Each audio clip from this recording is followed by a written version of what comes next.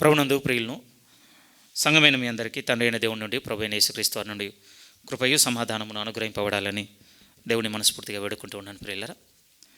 ఈ దినము సాధ్యమైతే కొంచెం క్లుప్తంగానే నా వర్తమానాన్ని ముగించడానికి ప్రయత్నం చేస్తాను. హెబ్రీలకు రాసిన పత్రికలోనికి మీరు రాగలిగినట్లయితే హెబ్రీలకు రాసినటువంటి పత్రిక 11వ అధ్యాయము, హెబ్రీలకు రాసిన పత్రిక 11వ అధ్యాయము నేరుగా 6వ లేఖన భాగాన్ని చదువుచున్నాను, వినవలసిందిగా కోరుతున్నాను. హెబ్రీలకు రాసిన పత్రిక 11వ అధ్యాయం 6 నుండి దేవుని లేఖనం ఇలాగూ చెబుతుంది మనతో: విశ్వాసము లేకుండా దేవునికి ఇష్టడై ఉండుట అసాధ్యము. దేవుని యొద్దకు వచ్చేవాడు ఆయన ఉన్నాడనియు తన్ను వెదుకు వారికి ఫలము దయచేయువాడనియు నమ్మవలెను కదా. ఈరోజు మన లేఖన సారాంశము ముఖ్యమైన భాగం ఇదే. ప్రియమైన వాళ్ళరా, దేవుని దగ్గరికి వచ్చిన మనము దేవుని నమ్ముతున్నామా? మొదటిది. ఒకవేళ నమ్ముతున్నట్లయితే ఆ దేవుడు మనకు ఫలము దయచేయు దేవుడనే నమ్ముతున్నామా? రెండవది. మూడవది, వచ్చి వెతుకుతున్న క్రమంలోనే శ్రద్ధగానే వెతుకుతున్నామా దేవుణ్ణి? ఈ కొద్ది లేఖనాలను ఈ దినము ఈ భాగంలో నుంచి ధ్యానిద్దాం. ప్రియమైన వాళ్ళారా, రాస్తున్నటువంటి ఈ అధ్యాయంకు చాలా ప్రత్యేకత ఉంది, మనందరికీ తెలుసు. విశ్వాస వీరులుగా కనబడుతున్నటువంటి వ్యక్తులు మనకు ఇక్కడ పరిచయం అవుతుంటారు. ఈరోజు ఇటు నుంచి చదువుతున్నందుకు, మనం ఉన్న చోట ఉండి చదువుతున్నందుకు ఒక విరోచితత్వమైన జీవితం వారిలో కనబడుతుంది. కానీ ఈ అధ్యాయం ముందు పెట్టుకున్నప్పుడల్లా మనసులో కదిలేటువంటి పెద్ద ప్రశ్న ఏమిటి అని అంటే, ఎదుర్కొన్నప్పుడు వారిలో ఏముండే అసలు? వచ్చి చదువుతున్నాం కనుక వీరు గొప్పవారు, వీరు వీరులు, విశ్వాసంలో నిలబడ్డవారు, దేవుని కొరకు గొప్పవి చేసినవారు. థర్డ్ పర్సన్గా మన అభిప్రాయాలు ఇవి. కానీ ఇప్పుడు మనకు అర్థం కావాల్సింది ఏంటంటే, అసలు చేసిన వాళ్ళ మనసు ఏముండే ఆ రోజు? పోయిన వారం విన్న వర్తమానంలానే ఉన్న ఒకసారి మనసుకు తెచ్చుకొని ఆలోచించవలసిన మాటలు. వాళ్ళని ఇంత ప్రభావం కలిగిన వ్యక్తులుగా నిలబెట్టింది ఏంటి?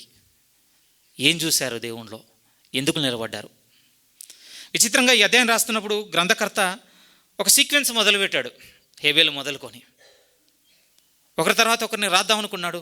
మధ్యలో అబ్రప్ట్గా ఒక వాక్యాన్ని చేర్చినట్టుగా కనపడుతుంది. 6వ వాక్యం దగ్గరికి రాగానే హేబేల్ని తీసుకున్నాడు, హానోకుని తీసుకున్నాడు. వెంటనే ఒక మూమెంట్ టైం తీసుకొని ఒక ముఖ్యమైన మాట చెప్పాలనుకున్నాడు. ఒక విధంగా టైమ్లెస్ రిఫరెన్స్ అండి ఇది. అందం లేదు ఈ వాక్యానికి. ఇది ఒక కాలానికి, ఇది ఒక సందర్భానికి, ఇది ఒక వ్యక్తి జీవితానికి, ఇది ఒక తరానికి ఆగిపోయే మాట కాదు. ప్రియమైన వాళ్ళారు, ఇక్కడ చెప్పింది కాల పరిగణన లేని ఒక వాక్యాన్ని చెబుతున్నాడు. విశ్వాసం లేకుండా దేవునికి ఇష్టడై ఉండుట సాధ్యమవుతుంది అనుకుంటున్నారా? అవ్వదు. ఒకసారి మీరు ఆలోచించండి, ఎందుకు చెప్తుండొచ్చు ఈ మాట? మధ్యలో ఎందుకు చెప్తుండొచ్చు? ఈ అధ్యాయం నుంచి మనం చాలా స్ఫూర్తి పొందుకోబోతుండొచ్చు చదువుతున్నప్పుడల్లా. ఒక్కొక్క వ్యక్తిని మనసులోనికి తెచ్చుకొని, అవును ఆ కాలంలో ఆ వ్యక్తి అలా నిలబడ్డాడు, ఇంకొక కాలంలో ఆమె అలా నిలబడింది, ఇంకొక ఆమె ఇలా చేయగలిగింది. మనం స్ఫూర్తిని పొందుకుంటుండొచ్చు. కానీ ఈ స్ఫూర్తి పొందుకోవడానికి ముందు ఒక క్వశ్చన్ పెడుతున్నాడు మన ముందు. వారి నుంచి అయితే స్ఫూర్తిని తీసుకోవాలనుకుంటున్నాం, కానీ వాళ్ళలో ఆ స్ఫూర్తిని రగిల్చిన ఒకటి ఉన్నది, దాని దగ్గర మనం ఉన్నామా లేదనేది ముందు ప్రశ్న పెడుతున్నాడు ఆయన. ఏముంది అనంటే, దేవుని ఎడల అపారమైన విశ్వాసం ఉందండి వాళ్ళకి. అందుకనే అయ్యారు విశ్వాస వీరులు. ఇప్పుడు మనం కూడా ఆలోచించవలసింది అదే. ఎలా వచ్చింది అంత విశ్వాసం? ఎలా? రాసిన గ్రంథకర్త ఏమన్నాడు అనంటే, ఇంకా అనేకం గలవు చెప్పుటకు వీలు పడదనేసాడు. ఆ మాటలు చూస్తాం కదండి, ఎక్కడ ఉంటాయంటే ఒకసారి చూడండి. 32 నేరుగా చూస్తే, ఇకను ఏమి చెప్పుదును? గిద్యోను, బారాకు, సంసోను, యోఫ్తా, దావీదు, సమూయేలును వారిని గూర్చియు ప్రవక్తలను గూర్చియు వివరించుటకు సమయము చాలదు. ఎలా ఉందండి ఈ మాట? దేవునిలో పడిపోతున్న జాబితా పెరుగుతుందన్నట్టుగా ఉందా? నేను దేవుని వెలుగులో చూడగలుగుతున్నాను, నా ముందు ఎంతమంది కనపడుతున్నారంటే అసలు నా దగ్గర సమయమే లేదు, అంతమంది ఉన్నారు నా ముందు కనపడుతూ. ఎందుకు ఈ మాట ఆమె ముందుకు తీసుకొని వస్తున్నా అంటే, ఒకసారి ఆలోచించండి ప్రియమైన వాళ్ళారా. దినదినము ఈ ప్రభుతో నడుస్తుంటే విశ్వాసంలో ఇంకా నేను నిలబడాలన్నటువంటి ఆత్మయందు ఆలోచన పెరుగుతుందా? వాళ్ళట్లా అందరూ పడిపోతూనే కనపడుతున్నారు, అందరూ వెనక తీసే కనపడుతున్నారు, అంతా వేషధారణతో కనపడుతుంది, అందరూ అప్స్ అండ్ డౌన్స్తో కనపడుతున్నారు, కొంతమంది పోతున్నారు, కొంతమంది వెనక్కి వస్తున్నారు. నాకే డౌట్గా ఉందండి, నేను కూడా స్లో అయిపోతాను అన్నట్టుగా ఉందా? ఎలా ఉంది మనం దినదినము పురికొలపడబడుతున్నటువంటి విధానం? ఈ భక్తుడు అంటున్నాడు, నా ముందు కనపడుతున్న వాళ్ళ గురించి చెప్పడానికి సమయం సరిపోనంతమంది కనపడుతున్నారు నాకు. మళ్ళీ చెప్తున్నాను అన్నమాట. ఆ సేవకుడు అంటున్న మాట ఏంటి అంటే, నా ముందు దేవుని కొరకు నిలబడ్డవారు ఎంతమంది కనపడుతున్నారంటే సమయమే చాలదు. నా గురించి ఒక మంచి చెప్పమన్నారు అనుకోండి, మీరు 100 సార్లు ఆలోచించాల్సి వస్తుంది. నేను మీ గురించి మంచి చెప్పాలన్నా నేను కూడా 100 సార్లు ఆలోచించాలి మీ గురించి. ఇంత తక్కువ ఉందా మీలో నాలో? ఇంత తక్కువనా? మరి ఏమైపోయింది? వద్దా? నీ గురించి నా గురించి ఒక మంచి సాక్ష్యం మన జీవితంలో వద్దా? ఈ భక్తుడు అంటున్నా, ఇక ఏమి చెప్పుదును? ఒక వ్యక్తిని తీసుకొని పలానా అబ్రహాం గురించి ఆగండి, ఆలోచించుకోవాలి. ఆయనకు 175 ఏళ్ళు ఇచ్చిండు, 175 ఏళ్ళలో ఇది అంత లేదట అండి ఆలోచన. నన్ను ఎక్కడి నుంచి మొదలు పెట్టమంటారు చెప్పండి ఆయన గురించి? ఓ దావీదా ఎక్కడి నుంచి మొదలు పెట్టమంటారు నన్ను? ఓ సంసోనా ఎక్కడి నుంచి మొదలు పెట్టను? ఒక బారాకా, ఒక గిద్యోనా, ఒక యొఫ్తానా? ఎవరు? ఎందుకంటే వాళ్ళు దేవుని నమ్మి దేవుళ్ళో సాగుతుంది. చూస్తే ఎలా ఉంది అని అంటే రగులుతుందటండి స్ఫూర్తి, ఆయనకి రగులుతుంది. వీరందరూ ఏంటో తెలుసా? వీరందరూ కనపడుతున్న దేవునికి చేసిన వాళ్ళు కాదండి వీళ్ళంతా. కళ్ళతో మేము కొన్ని చూసామండి, అందుకోసం కొన్ని చేయగలుగుతున్నాం. కళ్ళతో మేము కొన్ని చూసాం కనుక నమ్మకం వచ్చిందండి, అందుకోసం మేము అడుగు ముందుకేస్తాం అన్నోళ్ళు కాదు వీళ్ళు. అందుకోసం ఈ అధ్యాయం మొదలు పెట్టిన మాట ఏంటో తెలుసా? చూడని దాన్ని నమ్మినోళ్ళు వీళ్ళంతా. చూడని దాన్ని నమ్మినోళ్ళు. చదువుదాం మాట 1వ వాక్యం నుంచి కొద్దిసేపు. విశ్వాసం అనున్నది నిరీక్షింపబడి వాటి యొక్క నిజస్వరూపము, అదృశ్యమైనవి ఉన్నవనుటకు రుజువై ఉన్నది. పోనీ కనపడుతున్న వాటికి మైండ్ తీసుకొస్తారా మీరు? ఒకవేళ కనపడుతున్న వాటి గురించి మీరు ఒపీనియన్ చెప్పమంటే కింద ఇంకొక మాట అంటున్నాడు వెంటనే, దానిని బట్టి పెద్దలు సాక్ష్యం పొందిరి. మళ్ళీ వద్దాం అక్కడికి. కానీ దానిని బట్టి పెద్దలు సాక్ష్యం పొందిరి, ప్రపంచములు దేవుని వాక్యం వలన నిర్మాణమైనవనియు అందును బట్టి దృశ్యమైనది కనబడి పదార్థములచే నిర్మింపబడలేదనియు విశ్వాసం చేత గ్రహించుకొనుచున్నాము. ఇక్కడ చెప్తున్న దాంట్లో గ్రంథకర్త అంటున్న మాట ఏమిటంటే, ఇప్పుడు కనపడుతున్నది కనపడని దాని చేత నిర్మింపబడిందని నమ్మిన వాళ్ళట ప్రియమైన వాళ్ళారా. సరే ముందన్నాను కదా వారి గురించి సాక్ష్యం తర్వాత వద్దాం. కానీ ఇప్పుడు మన కళ్ళ ముందు చాలా కనపడుతున్నాయి. పదార్థం అనేది ఒకటి కనపడుతుంది, మ్యాటర్. అది రకరకాల ఫామ్స్లో ఉంది. ఒకటి నేచర్గా ఉంది, లేకపోతే హ్యూమన్ బాడీస్గా ఉంది, హార్డ్ ఆబ్జెక్ట్స్గా ఉంది, లివింగ్ ఆబ్జెక్ట్గా ఉంది, రకరకాలుగా ఉంది మ్యాటర్ అనేది. ఈ కనపడుతున్న ఈ పదార్థం అంతా కనపడిన దాంతో నిర్మితమైందట ప్రియమైన వాళ్ళారా. ఓకే, ఇప్పుడు దాన్ని అడిగితే అదేం చెప్పదండి మనకి. చెప్తుందా? చెట్టు దగ్గరికి వెళ్ళి అడిగామనుకోండి ఏం చెప్తుంది? ఏం చెప్పదు, ఒప్పుకోవాలి. రాయి దగ్గరికి వెళ్ళి అడిగామనుకోండి ఏమని చెప్తుందా? ఏం చెప్పదు. కానీ ఈ గ్రంథకర్త మనుషుల దగ్గర తీసుకొచ్చి మనతో మాట్లాడుతున్నాడు. వారు సాక్ష్యం పొందారటండి, ఒక కనిపించని దేవుణ్ణి నమ్మి. ఏది సాక్ష్యం మాతో మాట్లాడు అనంటే ఈ అధ్యాయంలో చెప్తున్నాడు. ఒక్కొక్క వ్యక్తిలో వారి క్రియలే బయటకు వచ్చి చూపించాయి. హేబెలు ఒక బలిని పెట్టాడు, అతని సాక్ష్యం అది. ఎవరు ఈయన నడిపించింది? ఈ బలికి ఒకటే మాట, అదృశ్యమైన దేవుణ్ణి నమ్మాడు, కదిలాడు. హానోకు ముందు పెట్టుకున్నాడు. ఆయన ఎవరు నడిపించింది? అదృశ్యుడైన దేవుణ్ణి. ఇప్పటికీ రేపు మనం హానోకు గారిని కలిసి అడిగేంత వరకు మనకు తెలియదు ప్రియమైన వాళ్ళ, దృశ్యుడైన దేవునితో నడిచాడా, అదృశ్యుడైన దేవునితో నడిచాడా? చాలా కష్టం పట్టుకోవడం. కానీ ఆయన గురించి చదువుతున్నప్పుడు సేవకుల నోట విన్నటువంటి స్టేట్మెంట్లో తెలిసేది ఏంటి అని అంటే, లిటరల్గా అంటే అతను నడుచుకుంటూ వెళ్ళిపోయాడట. కొంతమంది ఎగ్జైట్మెంట్తో చెప్పే మాట ఏంటంటే, అలా నడుచుకుంటూ ఆల్మోస్ట్ పరలోక గవిని దగ్గరికి వెళ్ళిపోయాడట దేవుడు అన్నమాట. ఇక నాతో వచ్చే నువ్వు అలా చెప్తుంటారండి. ఎందుకంటే మరణం చూడకుండా కొనిపోయినన్న మాట దగ్గర ఉత్సాహకరంగా చెప్పేటువంటి మాట ఏంటంటే, దేవునికి ఎంత ఇష్టమైందట అంటే, వచ్చి నాతో టైం స్పెండ్ చేయి, నీతో మాట్లాడడం నాకు బాగా నచ్చింది, ఫ్యామిలీ కమ్ విత్ మీ అన్నాడట. ఆల్మోస్ట్ అలా చెప్తుంటారండి. సరే, అది మన ఆలోచన కావచ్చు, మన మెడిటేషన్ అవ్వచ్చు. బట్ ఇప్పుడు ఈ అధ్యాయంతో మీ ముందు పెడుతుంది ఏంటంటే, అసలు ఎవరితో నడిచిండు ఆయన? కనపడే దేవునితోనైనా? లేదు ప్రియమైన వాళ్ళారా. కనిపించని దేవునితో నడవాలి అని అంటే జస్ట్ ఒకసారి మీరు ఆలోచించండి. ఈరోజు కనపడుతున్నటువంటి భర్తతో భార్య బిహేవియర్ ఒకలా ఉంది, భార్యతో భర్త బిహేవియర్ ఒకలా ఉంది. ఒకసారి మీరు ఆలోచించండి ప్రియమైన వాళ్ళారా. నాకు చాలా గొప్పగా అనిపించే ఒక ఫీలింగ్ చెప్తానండి. నేను ఇంకా అనుభూతి చెందలేదు, కానీ నాకు అది చాలా వండర్ఫుల్గా అనిపిస్తుందండి. ఏది జీవిత దాంపత్యం ఏర్పడిన తర్వాత కొంతకాలం బతికిన తర్వాత మరణం ద్వారానో ఇంకో ద్వారానో విడిపోయి ఒకరు మిగిలిపోయి ఒకరు వెళ్ళిపోతారు. ఆ వెళ్ళిపోయిన వాళ్ళ జ్ఞాపకాలతో బతుకున్న వాళ్ళు బతుకుతుంటారు చూసారా, అది నాకు చాలా గొప్పగా అనిపిస్తుంది అండి. ఎందుకు గొప్పగా అనిపిస్తుంది అంటే, అరే కనపడుతున్న వాళ్ళతోనే ఉండలేనటువంటి సమాజంలో నేనుండి కనిపించని వాళ్ళ జ్ఞాపకాలతో, వాళ్ళ అభిప్రాయాలతో, వారి రుచులతో ఉన్నాయి కదా, అసలు వాటితో బతకడం ఏంటి? మీరు స్ఫూర్తి పొందండి ప్రియమైన వాళ్ళారా, స్ఫూర్తి పొందండి. ఎందుకంటే మనల్ని నడిపించేది నా కంటికి కనిపించే దాంతోనే. అంటే ఈ అధ్యాయం మన కొరకు కాదు, బైబిల్లో ఉన్నది. వీరందరూ దేన్ని వెంబడించిన వారు అని అంటే కనిపించని దేవుని నమ్మి నడిచిన వారట. ఎలాంటివి చేశారు మరి? ఎలాంటివి చేశారు? కాపీ పేస్ట్లు కాదండి ఇవన్నీ, కాపీ పేస్ట్లు కావు. నా ప్రసంగం లాంటివి అసలే కావు, మీ ప్రసంగాలు లాంటివి కూడా కావు. ఎందుకు ఈ మాట చెప్తున్నాను?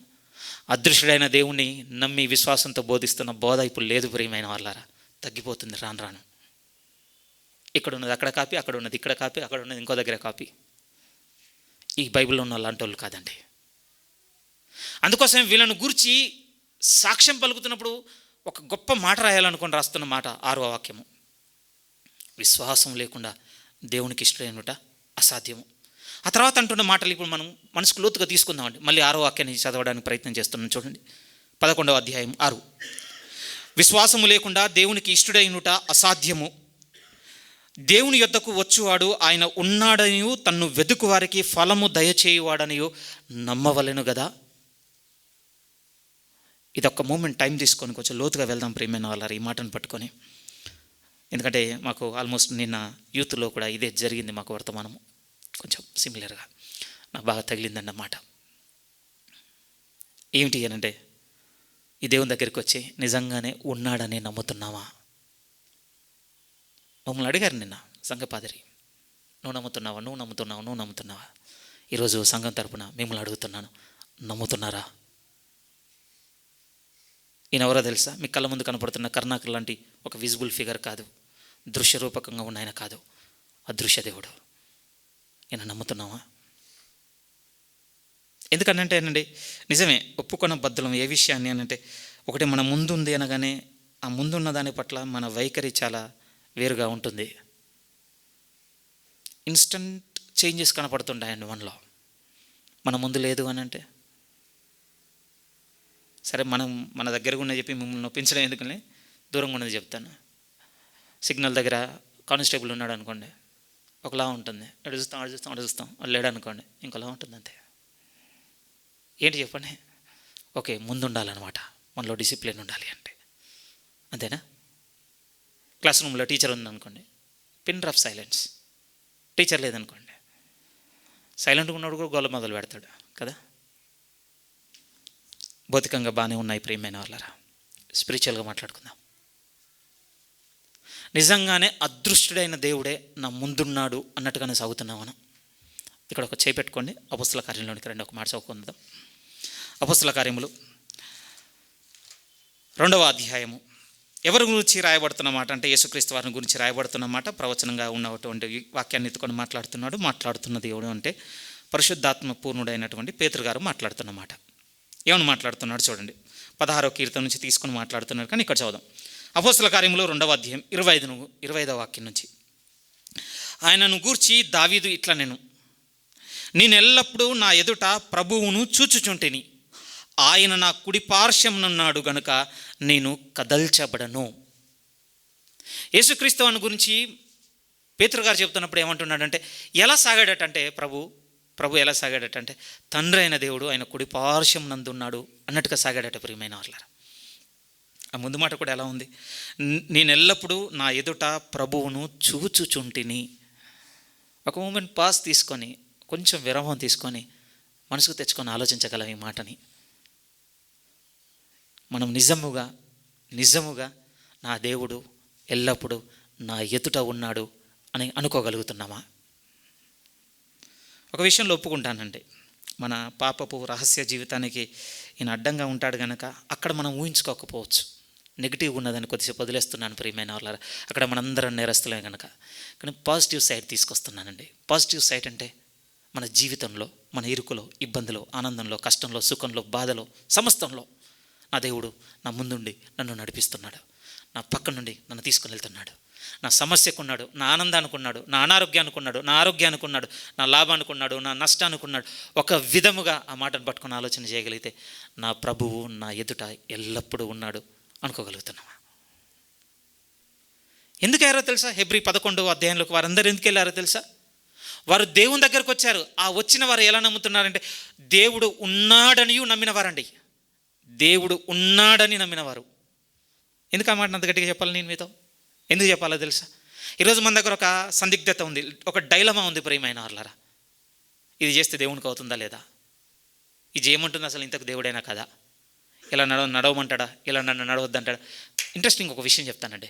ఇది మనకు అభ్యంతరకరంగా ఉన్న దగ్గర ఈ క్వశ్చన్ ఉండదండి మనకి. ఫర్ ఎగ్జాంపుల్ చెప్తాను. మనకు సినిమాలు బాగా నచ్చాయి, బాగా చూడడం ఇష్టం ఉందనుకోండి. దట్టు కొంచెం అటు ఇటుగా ఉన్న సినిమాలు చూడడం మనకు బాగా నచ్చింది అనుకోండి. అవి చూడొచ్చని ఎక్కడన్నా బైబిల్లో దేవుడు చెప్పిండు అనుకోండి, అంటే నచ్చేటోడండి దేవుడు. అది వినడానికి కూడా మనకి ఇష్టం. ఇప్పుడు ఆయన ఏం చెప్తుంటాడు? వద్దు అంటుంటాడు. ఎందుకంటే బైబిల్లో ఏం రిఫరెన్స్ లేదండి. నేను రీసెంట్గా ఒకటి విన్నాను, చాలా కొత్తగా అనిపించింది నాకు. ఇలా మాట్లాడుకుంటూ పోతే ఇంకా అంతే సంగతి. ఇంకా సినిమాలు చూడొద్దని బైబిల్ ఎక్కడుందని అన్నట్టున్నాడు. ఇప్పుడు ఆయనకి ఏం కావాలట అంటే మనం సినిమాలు, సరే ఎంటర్టైన్మెంట్కి ఐఎమ్ నాట్ అగేన్స్ట్ అండి, బట్ నేను ఇందాక కొంచెం అటు ఇటు అన్నాను కదా, అక్కడ మీరు ఆ బ్లాంక్ ఫిల్ చేసుకోండి. ఇక చూడొద్దని ఎక్కడుందండి? అచ్చా, ఇప్పుడు లైసెన్స్ తీసుకుందాం. మనకు కొంచెం వ్యతిరేకమైనది ఉంది చెప్పేసరికి ఈయన నచ్చడు మనకు. ఇప్పుడు మనకి ఏ దేవుడు నచ్చుతాడు? మనకు అనుకూలమైంది చెప్పే దేవుడు నచ్చుతాడు. అందుకోసమే ఆయన యుద్ధకు వచ్చువాడు ఆయన ఉన్నాడనియు.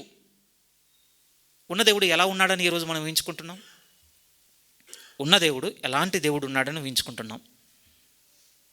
నాకు నచ్చిన దేవుడు, మీకు నచ్చిన దేవుడేనా ఆయన? లేకపోతే ఆయన అనుకున్నట్టుగా ఉన్న దేవుడా? ఎందుకంటే ఈ అధ్యాయంలో మనం చదువుతున్న వారందరూ ఎలా కనపడుతున్నవారో తెలుసా అండి? ఎలా కనపడుతున్నారంటే వీరికి నచ్చినట్టుగా ఏర్పాటు చేసుకున్న దేవుని దగ్గరకు వచ్చి నడిచిన వారు కాదు వీరు. ఆ నిజ దేవుడు ఏమై ఉన్నాడో అది అని గుర్తించిన వారు. దేవుని యొద్దకు వచ్చేవారు ఆయన ఉన్నాడనియు. ఆయన ఉన్నాడంటే ఆయన ఎగ్జిస్టెన్స్ అనేది కాదని మ్యాటర్. అసలు ఎగ్జిస్టెన్స్ ఆయన ఉన్నాడు కనుక మనం ఉన్నాం. అసలు మన ఎగ్జిస్టెన్స్ ఇక్కడ పెద్ద క్వశ్చన్ మార్క్ మనకి. మనం ఉన్నామంటే ఆయన ఉన్నట్టేనండి, అందులో ఇంకా డౌటే లేదు. కానీ మరి వీళ్ళు వచ్చి ఉన్నాడనియు అని నమ్మారు కదా. ఏ విషయాన్ని నమ్మారు? ఆయన ఒక దేవుడు ప్రియమైన వాళ్ళరా. ఆ దేవుడేనే నమ్మారు. ఒక దేవుడు అని అంటే బైబిల్ అంతట్లో పరిచయం చేసుకున్న దేవుడుగా ఉన్నాడు కదా. నీతితో ఉన్నాడు, యథార్థతతో ఉన్నాడు, ప్రేమతో ఉన్నాడు, మంచితనంతో, సమస్త గుణములతో ఉన్నాడు. ఆల్మోస్ట్ 300 నుంచి 600 టైటిల్స్ ఉన్నాయట. ఏం చెప్తాం ఇప్పుడు చెప్పండి? మనకు బైబిల్ చదువుతుంటే అర్థమవుతుంది. ఏమర్థమవుతుందంటే మనిషిలా అయితే లేడండి. మనిషిలా ఉన్నాడు చెప్పండి దేవుడు. మనిషిలా అంటే ఆకారం, నీ పోలిక చెప్పున నీ స్వరూపం అందు నాలానే ఒప్పుకుంటాను. ఇక్కడ మాట్లాడుతుంది ఫామ్ గురించి కాదు, నేచర్ గురించి. మీరు చెప్పండి, మనం బైబిల్ చదువుతున్నప్పుడు ఒక్కసారన్నా రిలేటబుల్గా అనిపించిందా ఈ బుక్? మనకి అగెయిన్స్ట్ అండి, మనకి ఇది వ్యతిరేకం ఈ పుస్తకం. అందుకని చదవడంలో ఈరోజు ఇంట్రెస్ట్ లేదు ప్రియమైన వాళ్ళరా. పెద్దోళ్ళు పన్నున్నోళ్ళని వదిలేస్తున్నాను, ఫ్రీగా ఉన్న వాళ్ళ సంగతి ఆలోచించండి. వాళ్ళని ఎందుకు వదులుతావు? మీ క్వశ్చన్ వాళ్ళని కూడా అడగాలి కదా. సరే, అందరిని అడుగుతున్నాను, సంఘంలో చదువుతున్నావా? ఎందుకు చదవటం లేదు? ఒక మాట చెప్తాను, ఒప్పుకుంటారా మీరు? ఇది మనకు నచ్చలేదండి ఈ పుస్తకం. ఎందుకు నచ్చలేదంటే ఇది మనలా లేదు. మనం కుడి పక్క పోతుంటే ఇది ఎడం పక్క రాయబడింది. మనం వెనక అడుగులు వేస్తుంది, ముందు అడుగులు వేసి రాయబడింది. గుడ్ బ్యాడ్ గురించి మాట్లాడుతున్నాను అంతే. మనం వంకరగా నడుస్తుంటే ఇది సక్రమంగా రాయబడింది. అసలు స్థిమితంగా లేదండి ఈ పుస్తకం. ఉందనుకుంటున్నారు? చదివి చూడండి ఒక నెల, మీరు నచ్చరిక. నాకు నేను అస్సలు నచ్చని ప్రియమైన వాళ్ళారా. ఒకవేళ ఈ పుస్తకమే కనుక మన జీవితంలోనికి రావడం మొదలు పెడితేనండి మనకు నచ్చడం తగ్గిపోతుంది క్రమక్రమంగా. ఎందుకంటే మన వ్యక్తిత్వం బాగాలేదు, మన ఆలోచన వైఖరి బాగాలేదు, చేసేవి, చెప్పేటి, వినేటి, చూసేటి ఏవి కూడా సబబుగా లేవని ఈ పుస్తకం చదువుతున్న అర్థమవుతుంది. అది పుస్తకాన్ని దూరంగా ఉన్నాం అనుకోండి, అన్నీ రైట్గా ఉంటాయండి మనలో. అగైన్ మళ్ళీ అదే ప్రశ్న మనం ముందు పెట్టుకో. మనం వచ్చాం కదా దేవుని దగ్గరికి. ఈ వచ్చిన మనము ఆ దేవుడు ఉన్నాడని నమ్ముతుంటే ఏమని నమ్ముతున్నాం అనేదే పెద్ద ఇప్పుడు ప్రశ్న. ఇంకొక వాక్యాన్ని కూడా యాడ్ చేస్తాను దీనికి. యెషయా గ్రంథంలోనికి రండి. యెషయా గ్రంథము 55వ అధ్యాయము. ఇది కూడా టైమ్లెస్ రిఫరెన్స్ అండి, చాలా ముఖ్యమైన మాట. యెషయా గ్రంథము 55వ అధ్యాయము. 55వ అధ్యాయము 6-7 వాక్యాలు మీరు చూడగలిగితే, 6, 7, 8, 9 చదువుకుని వెళ్దాం వరుసగా. 6వ వాక్యం నుంచి. యెషయా గ్రంథము 55వ అధ్యాయం 6 నుంచి. యెహోవా మీకు దొరుకు కాలమందు ఆయనను వెదకుడి, ఆయన సమీపంలో ఉండగా ఆయనను వేడుకొనుడి. భక్తిహీనులు తమ మార్గములను విడవలను, దుష్టులు తమ తలంపులను మానవలను. వారు యెహోవా వైపు తిరిగిన ఎడల ఆయన వారి యందు జాలిపడును. వారు మన దేవుని వైపు తిరిగిన ఎడల ఆయన బహుగా క్షమించును. నా తలంపులు మీ తలంపుల వంటివి కావు, మీ త్రోవలు నా త్రోవల వంటివి కావు. ఇదే యెహోవా వాక్కు. ఆకాశములు భూమికి పైన ఎంత ఎత్తుగానున్నవో మీ మార్గముల కంటే నా మార్గములు, మీ తలంపుల కంటే నా తలంపులు అంత ఎత్తుగానున్నవి. చదివిన వాక్యంలో 2 విషయాలు బలంగా తెలుసుకోవాలండి. మొదటిది ఏమంటున్నాడంటే, మీకు టైం ఉండగానే నా దగ్గరకు వచ్చేయండి.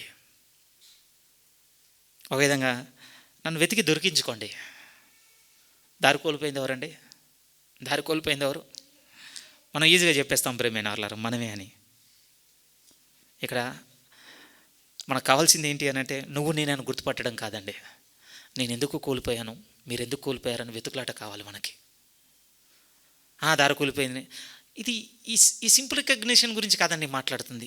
ఎందుకు నేను కోల్పోయాను, ఎందుకు, మళ్ళీ అడుగుతున్నాను, ఎందుకు కోల్పోయాను నేను ఈ దేవుణ్ణి? అక్కడే చెప్తున్నాడు, మన తలంపులు వేరుగా ఉన్నాయి, మన మార్గాలు వేరుగా ఉన్నాయి. అందుకోసం అంటున్నాడండి దేవుడు, నా యొద్దకు వచ్చేవాడు నేను ఉన్నానని అంటున్నాడు కదా. ఎలాంటి దేవుడు కావాలి మనకి? ఎలాంటి దేవుని పట్టుకున్నాం? ఒక వ్యక్తి కావాలండి ఈరోజు మన మెడిటేషన్కి. ఆ వ్యక్తి అబ్రహాము. ఎందుకంటే ఆయన మనకు చాలా దగ్గరగా ఉంటాడు. ఈ సమయంలో మనలాంటి అన్యుడిగా బతుకుతున్నాడే. కానీ ఒకరోజు దేవుని వాక్యం వచ్చింది ప్రియమైన వాళ్ళారా. పెద్ద క్వశ్చన్ మార్క్ ఏమిటి అంటే, నాకు ఎలా గుర్తుపడుతున్నాడు, ఎలా? ఎందుకంటే విశ్వాసము లేకుండా దేవునికి ఇష్టడై ఉండటం అసాధ్యము. బాగా అలవాటైపోయిందండి ఆ పదం మనకు. బాగా విశ్వాసము విశ్వాసము విశ్వాసం అన్న పదం బాగా అలవాటైపోయింది. అస్సలు తెలియని వ్యక్తి అండి ఒకరోజు. కానీ చేంజ్ చెప్పమంటారా మనకి? అబ్రహాం గారికి ఆయనలో రెస్పాన్స్ ఉందండి, మనలో రెస్పాన్స్ చచ్చిపోయింది విశ్వాసానికి. మళ్ళీ మీకు అర్థం కావాలన్నమాట. ఆయనలో అస్సలు పరిచయం లేని పదం ఆయనకి బిగినింగ్, కానీ ఆయనలో రెస్పాన్స్ ఉందండి అది రాగానే. కానీ మనకు బాగా ఫెమిలియర్ వర్డ్. ఎంత బాగా తెలుసు అంటే, అబ్బో విశ్వాసం గురించి మనకు ఎంతనా మామూలుగానా, ఒక్కొక్కరి దగ్గర బస్తాలు దంతుంది ఈరోజు సమాచారం. రెస్పాన్స్ లేదు, రెస్పాన్స్ లేదండి. 12వ అధ్యాయం ఆదికాండంలోనికి రండి ప్లీజ్. ఆదికాండము 12వ అధ్యాయము 11 ఎండింగ్లో ఉంటుంది. ముందు అక్కడ చదువుకుందాం, తర్వాత 12కి వద్దాం. ఆదికాండము 11వ అధ్యాయము 31వ వాక్యము నేరుగా చదువుతున్నాను. 31. తెరహు తన కుమారుడగు అబ్రామును, తన కుమారుని కుమారుడగు అనగా హారాను కుమారుడగు లోతును, తన కుమారుడగు అబ్రాం భార్య అయిన షారాయి అను తన కోడల్ని తీసుకొని కానాను వెలుటకు కల్దీల ఊరను పట్టణంలో నుండి వారితో కూడా బయలుదేరి హారాను మట్టుకు వచ్చి అక్కడ నివసించిరి. తెరహు బ్రతికిన దినములు 205 ఏండ్లు. తెరహు హారాన్లో మృతి పొందెను. కాంటెక్స్ట్ ఎలా ఉంటుంది అని అంటే, అబ్రహాం లేచి బయలుదేరినట్టుగా కంటే చెప్పబడుతున్న వంశక్రమాన్ని బట్టి ఏదో తెరహు దేవుని మాటను పట్టుకొని తెరహు బయలుదేరిపోయినట్టుగా రాయబడుతుందండి 11th ఎండింగ్లో. అందుకోసం పాస్ తీసుకున్నాడట దేవుడు. నాకు తెరహుతో వద్దు, ఇప్పుడు తెరహు మృతి పొందేంతవరకు ఒక ప్లేస్లో ఆపి మళ్ళీ తెరహు పోయిన తర్వాత ఇప్పుడు స్టార్ట్ అవ్వమన్నాడట అబ్రహాం దేవుడు. ఇప్పుడు ఇక్కడ చేయబెట్టుకున్నాం కదా, ఒక్కసారి మళ్ళీ హెబ్రీ 11కు రండి ప్లీజ్. హెబ్రీ 11 6వ వాక్యం మళ్ళీ చదువుకొని 12కి వద్దాం. ఆదికాండంలోనికి మళ్ళీ ఒకసారి 6 చదువుతున్నాను. విశ్వాసము లేకుండా దేవునికి ఇష్టడైనట అసాధ్యము. దేవుని యొద్దకు వచ్చువాడు ఆయన ఉన్నాడనియు తన్ను వెదుకు వారికి ఫలము దయచేయువాడనియు నమ్మవలెను కదా. బాగా జాగ్రత్తగా వినండి. అబ్రహాం జీవితం నుంచి కొన్ని మాటలు ఈరోజు పట్టుకొచ్చుకుందాం, మనకు అవసరమని. మొదటి మాట ఏంటి అని అంటే, అబ్రహాము దేవుని యొద్దకు వచ్చి ఉన్నాడు. ఏ విధంగా తెలుస్తుందంటే, ఆయనలో ఆ రెస్పాన్స్ కనపడుతుందండి, విశ్వాసం అనే రెస్పాన్స్. ఏం అడగలేదండి దేవుణ్ణి. దీని తర్వాత నువ్వు నన్ను ఇలా చేయమంటున్నావు, ఇలా చేస్తే మరి నా పరిస్థితి తర్వాత ఏంటి అడిగినట్టుగా ఏమనుందా బైబిల్లో లేదని తర్వాత రాయబడలేదనుకునే. రేపు మనం అక్కడికి పోయినా కూడా ఏం చెప్పడు ఆయన. లేదు, నిజంగా ఏం లేదు, అడగలేదు. ఇక్కడ నుంచి నన్ను ఇంకో దగ్గర తీసుకుపోదాం అనుకుంటున్నావా? అక్కడ ఒకవేళ ఫెయిల్ అయింది అనుకోని కాన్సెప్ట్, మళ్ళీ వెనకొచ్చేసరికి నా ఆస్తి అంత ఉంటుందా అడిగాడు అనుకుంటున్నారు? అడగలేదండి. అక్కడికి వెళ్ళిన తర్వాత నాకు లోటుగా ఉన్న వాటిని నువ్వు ఇస్తావు కదా, ఒకవేళ ఏంటి సంగతి మరి, ఒక 20 ఏళ్ళైనా కూడా నాకు పిల్లలు పుట్టలేరు అనుకో, మళ్ళీ హాగని పట్టుకుని నా సొంత దేశానికి వచ్చిన బతకనా? అడగలేదండి. ఇంకోటి ఈరోజు మనకున్న 100 డౌట్లు 1000 డౌట్లు ఈ దేవుని దగ్గర. విశ్వాసం అనే ఒక రెస్పాన్స్కి మనం దూరంగా పెట్టుకున్నాం కదా, మనలో మన చీకటి హృదయంలో ఉన్నటువంటి 100 ప్రశ్నలు ఉన్నాయి కదా, అవేవి కూడా అబ్రహాం దగ్గర ఆ రోజు లేవు. ఒకటే ఒకటి ఉంది, దేవునికి వద్దకు వచ్చిన నేను ఆయనను నమ్మాలి. దేవుని యొద్దకు వచ్చిన నేను ఆయనను నమ్మాలి. కండిషన్స్ లేవు. చూస్తున్నారా మీరు? కండిషన్స్ లేవు. ఈరోజు మన దగ్గర చాలా కండిషన్స్ ఉన్నాయండి. ఎట్లాంటివి? ఆరోగ్యం అనే కండిషన్ ఉంది, ప్రయోజకత్వం అనే కండిషన్ ఉంది, వృద్ధి అనే కండిషన్ ఉంది, వివాహాలు అనే కండిషన్ ఉంది, గర్భఫలం అనే కండిషన్ ఉంది, సో అండ్ సో బోల్డ్ ఉన్నాయి ఈరోజు. ఏంటి ఇవన్నీ కండిషన్సా? ఇవన్నీ మా అవసరాలు అనుకున్నాం కదా, అవసరాలన్నీ కూడా కండిషన్ మీద బేస్ అయి ఉంటాయి. తెలుసా?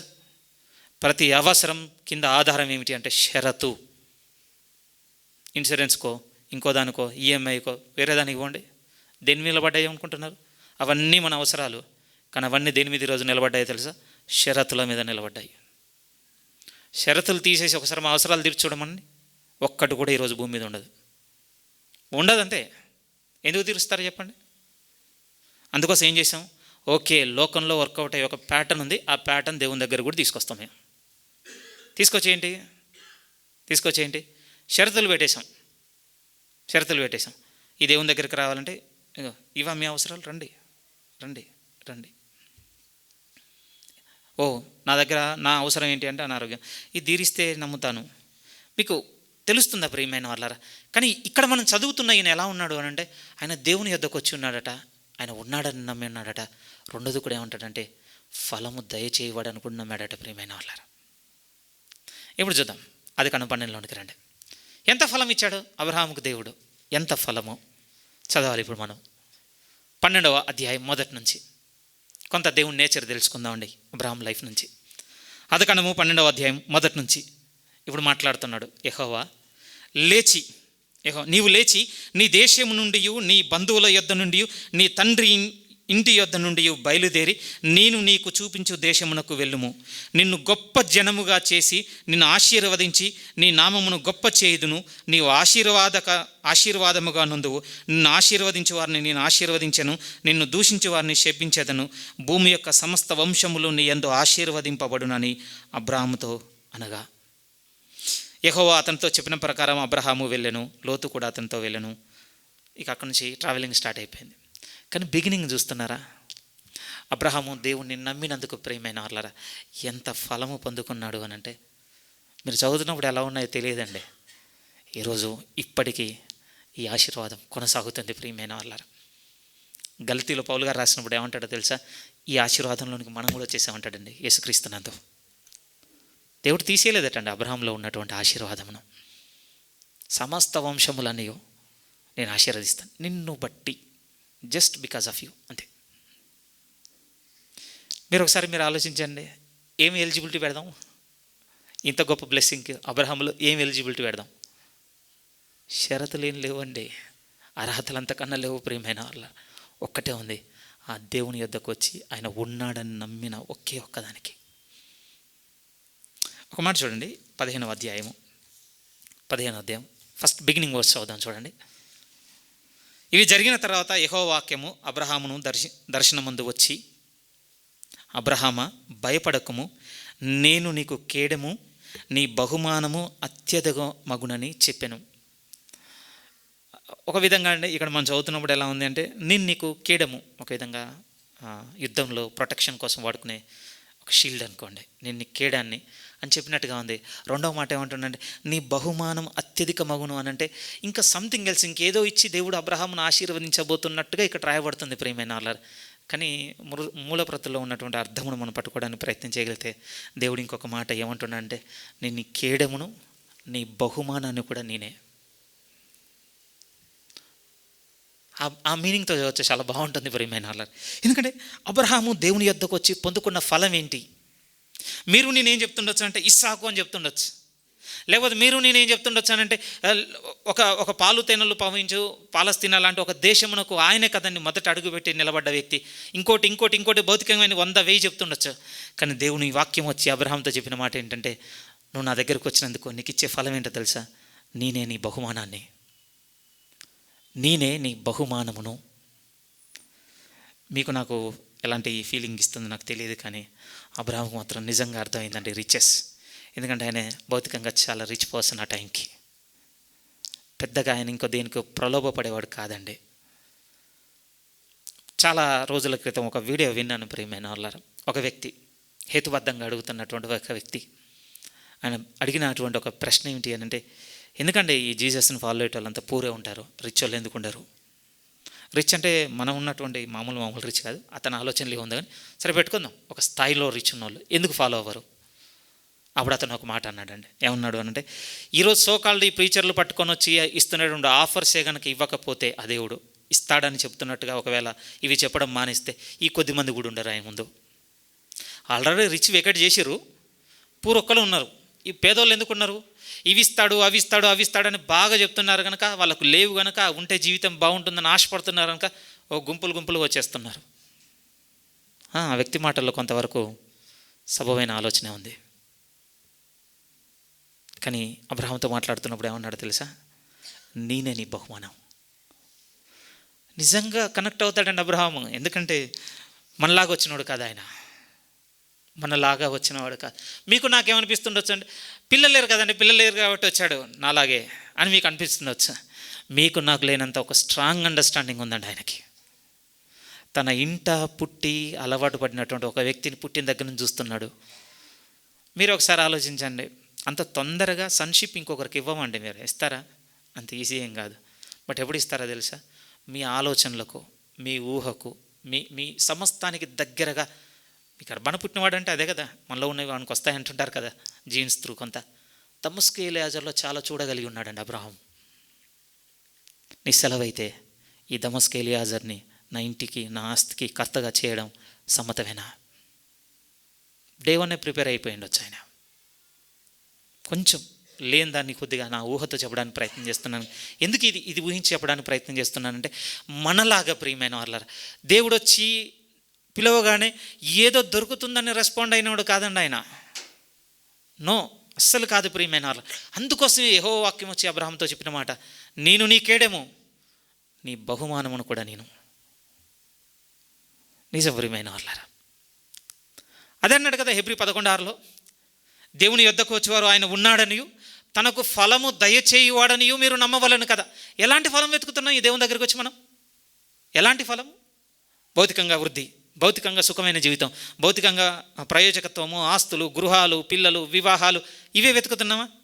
అయ్యో, సరైన అర్థం కాలేదండి. అప్పుడప్పుడు ఒక మాట చెప్తుంటాం కదా, వెర్రితనానికి గుర్తుగా. మరీ పిచ్చోర్రా వీడు, వజ్రాన్ని ఇస్తే ఏం చేయాలని తెలియకుండా మంచం కోడి కింద పెట్టుకున్నాడు వీడు. ఏ ఉదాహరణలు చెప్తా ఉండే ఆ విషయాన్ని? వెర్రితనానికి ఉదాహరణగా, అంతే కదా. బొత్తిగా విలువ తెలవకుండా పోయింది. దేన్ని తీసుకెళ్ళి ఎక్కడ పెట్టాడు? కోట్లు విలువ చేసేదాన్ని తీసుకెళ్ళి కాళ్ళ కింద పెట్టుకున్నాడు ఏంటి? ఒకసారి మీరు ఆలోచించండి ప్రియమైన వాళ్ళు. మనము ఆశ్రయించిన దేవుడు అలాగనే చూస్తున్నాం మన జీవితంలో? అలాగే చూస్తున్నామా? ఈ మధ్యకాలం కొంచెం ట్రావెల్ చేస్తున్నానండి. కొంచెం సాక్రిఫైజెస్తో, మరీ సవాలుతో కూడినటువంటి అర్పణలు కలిగిన జీవితమును బతికిన వాళ్ళు, బైబిల్లో ఉన్న వాళ్ళు మొదలు పెట్టుకొని కొంచెం బయట పుస్తకాల్లో రాయబడిన వాళ్ళ వరకు. నాకు అర్థం కాని ఒక పెద్ద ప్రశ్న ఇప్పుడు వెతుక్కుంటుంటే తెలుస్తున్న ప్రశ్న ఏమిటి అని అంటే, అసలు ఎలా ఇలా సాగారు అంటే, వాళ్ళ జీవితంలో వాళ్ళు నమ్మిన దేవుణ్ణి కాళ్ళ కింద పెట్టేటట్టుగా, ఒక మంచం కోడి కింద పెట్టేటట్టుగా ఊహించలేదు ప్రియమైన వాళ్ళారా. ప్రాణము పెట్టేటట్టుగా ఊహించి ఉన్నారు. చేంజ్ చెప్పు అంటే చేంజ్. మీరు ఎవరు అభ్యంతరపడొద్దు, కొంచెం మీకు ఇది నొప్పిగా ఉన్నా కానీ ఇది ట్రూత్. చేంజ్ ఏంటి మనం ఇంత గొప్ప దేవుణ్ణి ఆయన విలువను తెలియకుండా ఒక మంచం కోడి కింద పెడుతున్న తప్పులేంటి మనలో ఉన్నవి? వాళ్ళంత గొప్పవి చేసిన ఏంటి? చేంజ్ చెప్పమని చెప్తాను. ఈరోజు భౌతికమైన వాటి కొరకు ఈ దేవుని ఆశ్రయించి వెతుక్కుంటున్నాం చూసారా? ఒక విలువైన దేవుని తీసుకొచ్చి మంచం కోడి కింద పెట్టుకున్నాను మనం. నిజము, నొచ్చుకోదని ముందే చెప్పాను కనుక ఓపెన్గా చెప్తాను. ఇంతకు మించి ఈ దేవుణ్ణి డే టు డే ప్రేయర్లు ఏమైనా అడగలుగుతున్నాం మనం? మన ఫిజికల్ నీడ్స్కు మించి ఒక్క ప్రేయర్ అన్న ఉందా మన దగ్గర? నా భౌతిక అవసరం అనే ఈ బాక్స్ని బయటకు వచ్చి ఇంతవరకు మనం అడిగింది ఒకటన్నుందా? నాకు అది కావాలి. ఏమండి, పరలోక సంబంధమైన ఆ ఒక్క పదంలో సమ్మరీ లేదండి. అంత చిన్నదాంతో, అంత చిన్న ఆలోచనతో ఊహించుకునేది కాదు ప్రియమైన వాళ్ళారా. ఈ భక్తునితో దేవుడు అన్న మాట మన హృదయాన్ని తాకగలిగితే ఏమంటున్నాడు తెలుసా? అబ్రహాం దగ్గరికి వచ్చి, నేను నీ కేడెమును, నీ బహుమానమును. ఇందాక యేసుక్రీస్తు వారి గురించి ఒక అధ్యాయం చదువుకున్నాం కదా, 16 కీర్తన. ఒకసారి ఆ కీర్తన దగ్గరికి వెళ్దాం ప్రియమైన, కొన్ని వాక్యాలు నేర్చుకుందాం అక్కడ నుంచి. వీలైతే మళ్ళీ అబ్రహాం గారి దగ్గరికి వద్దాం కొద్దిసేపట్లో. కీర్తన గ్రంథము 16వ అధ్యాయము.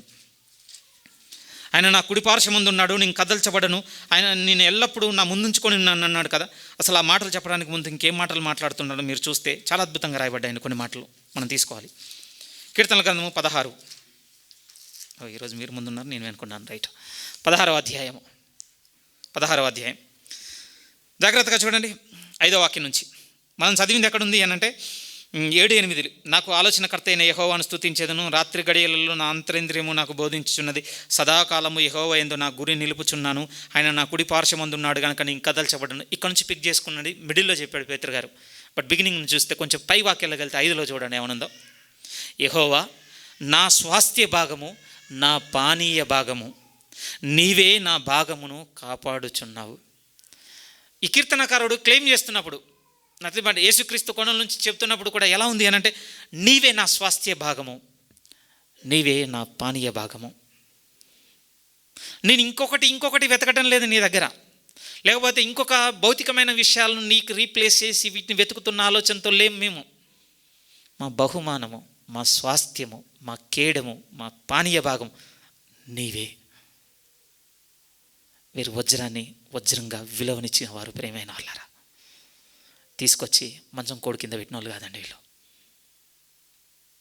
విశ్వాసము లేకుండా దేవునికి ఇష్టడై ఉండటం అసాధ్యము. వండర్ఫుల్ స్టేట్మెంట్, ప్రామిసింగ్గా ఉంది. బట్ ఆ తర్వాత ఉన్న మాట చాలా సీరియస్గా ఉంది. నా యొద్దకు వచ్చేవారు నేను ఉన్నానని.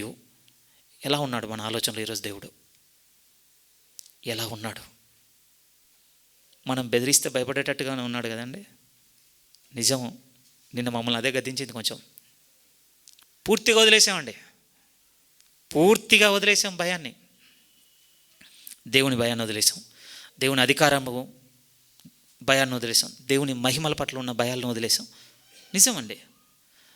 ఈవెన్ మనకు పేతురు 2వ పత్రికలో కావచ్చు, యూదా పత్రికలో కావచ్చు ఉన్న మాటలు, మహిమలను దూషిస్తున్నారు. ఆ మాటల్లో చదువుతున్న దగ్గర దేవుని అథారిటీస్ పట్ల ఈరోజు మనం వదిలేసాం.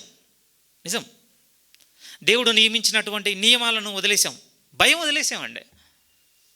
ఈరోజు ఒక భర్త ఎడల భార్య దేవుని నియమాలను సన్మానిస్తుందా? వదిలేశారు మీరు. ఈయన మా ఆయనే కదా, అంతే కదా. ఎంత తెలిసి ఈయన ఉద్యోగం ఇది, ఈయన సంపాదన ఇది, ఈయన ఆస్తుపాస్తులు ఇవి, ఈయన తెలివిది, ఈయన బలం ఇది, ఈయన బుద్ధి ఇది, ఈయన నిర్ణయాలు ఇది, ఈయన నిలబడ్డే సో ఇవి. ఏం వదిలేసాం సిస్టర్స్? మీరు ఏం వదిలేశారో తెలుసా? దేవుని ఎడల ఉన్న భయమును వదిలేశారు. మరి భార్య పురుషులను తక్కువ తిన్నారా? వదిలేశారు అంతే. ఈమెంత నేను ఏలితే పడుండేది అంతే. నేను ఇంటికి లేకపోతే ఏమన్నుందా? గుర్తింపు ఉందా? విలువ ఉందా? ఎలా తీసుకుంటుందా? ధైర్యంగా నిలబడుతుందా? చక్క పెట్టుకుంటుందా? సో ఇప్పుడు నేనేంటో ఇప్పుడు తెలిసి వస్తుంది. వదిలేశాడు, భర్త కూడా వదిలేశాడండి. ఈరోజు నిజముగా ప్రియమైన వాళ్ళరా, దేవుడే ఉన్నాడనియు మనకు బాగా అర్థమై ఉంటాయనండి. ఆయన మహిమలు ఈరోజు, ఆయన అధికారాలు, ఆయన నిర్ణయాలు ఒక వజ్రపు స్థాయిలో కనపడుతుంటాయి మనకి అన్ని విషయాల పట్ల.